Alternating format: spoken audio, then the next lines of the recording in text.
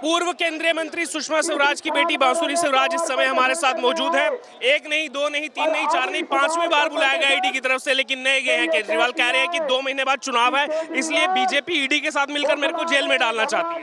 जी, सरासर झूठ है और आप भी जानते हैं कि नवंबर 2023 से ईडी प्रयास कर रही है और समन पे समन भेज रहे, लेकिन माननीय केजरीवाल जी जो दिल्ली के मुख्यमंत्री हैं वो ये भूल रहे हैं कि जो देश का कानून है वो सामान्य व्यक्ति हो या मुख्यमंत्री दोनों पर समानतः लागू होता है। पर क्या करें, केजरीवाल जी इतनी वीवीआईपी मानसिकता से ग्रस्त हो गए हैं।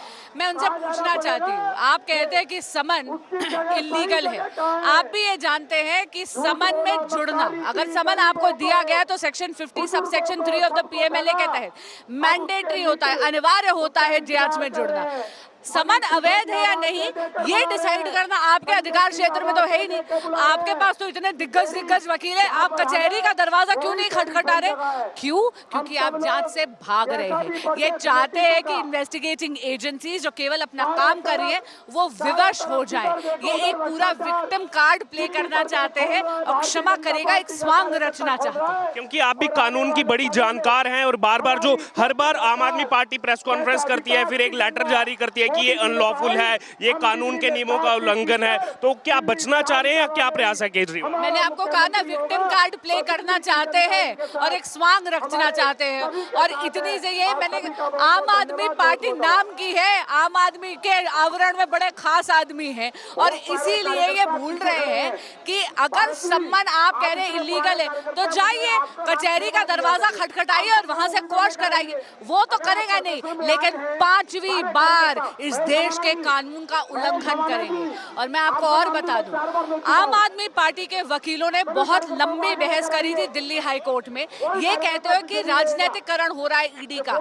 आप जानते हैं दिल्ली हाई कोर्ट के ऑर्डर में क्या कहा गया? उन्होंने कहा कि ऐसा कोई सबूत नहीं है और ईडी का किसी भी प्रकार का राजनीतिकरण नहीं है, ईडी सिर्फ अपना काम कर रही है। क्या आप ईडी वारंट जारी करके अरेस्ट भी कर सकती है केजरीवाल को, क्योंकि कहा जाता है 3 बार के अंदर आपको पेश होना है, 5 ईडी के अधिकार क्षेत्र में है, अगर वो चाहे तो वहां पहुंचकर पूछताछ करे या फिर कोर्ट में जाके अरेस्ट वारंट ला सकती है। पर ईडी क्या करेगी ये ईडी के अधिकार क्षेत्र में उन्हीं को डिसाइड करना पड़ेगा। ये आपने सुना, हमारे साथ एक्सक्लूसिव बांसुरी स्वराज, पूर्व केंद्रीय मंत्री सुषमा स्वराज की बेटी और कानून की बड़ी जानकार है। इन्होंने बताया कि 3 बार के बाद जो है, अगर 3 बार यहाँ पर ईडी जैसे वारंट देती है और उसमें 3 बार जो है समन पेश किया गया, उसमें केजरीवाल जो है पेश नहीं हुए हैं, उसके बाद 2 बार और समन दिया गया। ये अब ईडी के कार्य क्षेत्र में है, वो चाहे तो कोर्ट जा सकते हैं और चाहे तो ये ईडी के अधिकार क्षेत्र में है कि अब जो है इसके लिए वारंट जारी करवा के जो है अरविंद केजरीवाल को अरेस्ट भी कर सकते हैं, क्योंकि केजरीवाल जो है वो यहाँ पर ये जो शराब घोटाले को लेकर के आरोप लगे हैं, इसमें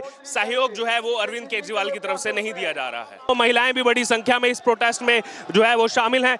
मैम, आप क्या कहना चाहेंगे यहाँ पर, क्योंकि एक तरफ अरेस्ट की मांग की जा रही है, दूसरी तरफ केजरीवाल कह रहे हैं चुनाव आ गया इसलिए मेरे से डर गई बीजेपी, इसलिए अरेस्ट करवाना चाह रही है। देखिए, जब भी चुनाव आता है तो केजरीवाल जी का एक ही स्टेटमेंट होता है कि हमारी जो विधायक है वो बीजेपी खरीदना चाहती है। तो मैं उनसे पूछना चाहती हूँ कि आप कोर्ट क्यों नहीं जाते, आप कोई केस क्यों नहीं करते, आप कोई नंबर या एविडेंस क्यों नहीं देते? क्योंकि वो अंदर से कितने कट्टर बेईमान है वो सब पूरी दिल्ली की जनता जान चुकी है। हर मंत्रालय में घोटाला किया है, जल मंत्रालय हो, स्कूल घोटाला हो, शराब घोटाला हो, कोई भी मंत्रालय केजरीवाल ने नहीं छोड़ा है। आज दिल्ली की जनता त्रस्त हो चुकी है, क्योंकि जो उनको मूलभूत सुविधाएं मिलनी चाहिए वो तक उनको नहीं मिल पा रही है। और आए थे ये कहकर के मैं लंदन बनाऊंगा, पेरिस बनाऊंगा, लेकिन आज दिल्ली नालों के पास से गुजर जाओ तो बदबू ही बदबू, पानी पीने लगो तो हानिकारक पानी जो कि स्वास्थ्य को खराब करता है। शिक्षा के केंद्र को, स्कूलों को, क्लासों को उन्होंने टॉयलेट बनाकर भ्रष्टाचार कर दिया। तो हर तरफ भ्रष्टाचार है आज। अच्छा, लेकिन वो चंडीगढ़ में एयर इलेक्शन को लेकर आरोप लगा रहे हैं कि तानाशाह जो है वो आ गई है देश में, तानाशाही जो है बीजेपी कर रही है। देखिए, ऐसा कोई सगा नहीं जिसको केजरीवाल ने ठगा नहीं। तो आज अपनी फ्रस्ट्रेशन जब दिल्ली की जनता या पंजाब की जनता नकार चुकी है तो आज अपनी फ्रस्ट्रेशन वो इस तरह से निकालते हैं। बहुत दयनीय स्थिति केजरीवाल जी की हो गई है। अब जो इलेक्शन आने वाले हैं उसमें भी वो अपनी मुंह की खाएंगे। अच्छा, एक आखिरी कमेंट, ये अपडेट आ रहा है मनजिंदर सिंह सिरसा ने डाला है थोड़ी देर पहले कि उनकी एक आप नेता से बात हुई है, तो हो सकता है अगली बार ईडी के पास जाने से पहले वो अपनी पत्नी को सीएम बनाकर जाएं केजरीवाल।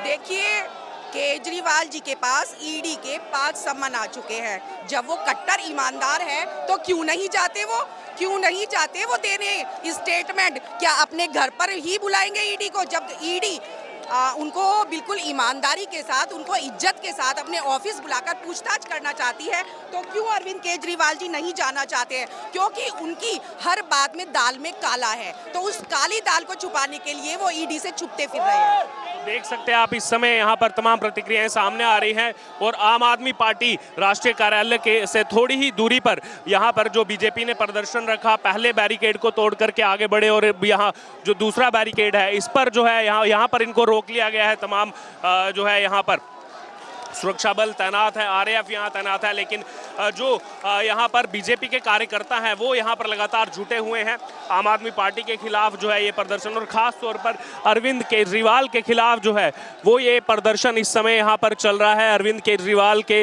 इस्तीफे की मांग लगातार की जा रही है और अरविंद केजरीवाल भी बार बार इसी चीज़ की कवायद कर रहे हैं कि उनको गिरफ्तार जो है वो यहाँ पर करवाना चाहते हैं। और कई सारे क्या जी केजरीवाल को इस्तीफा देना पड़ेगा।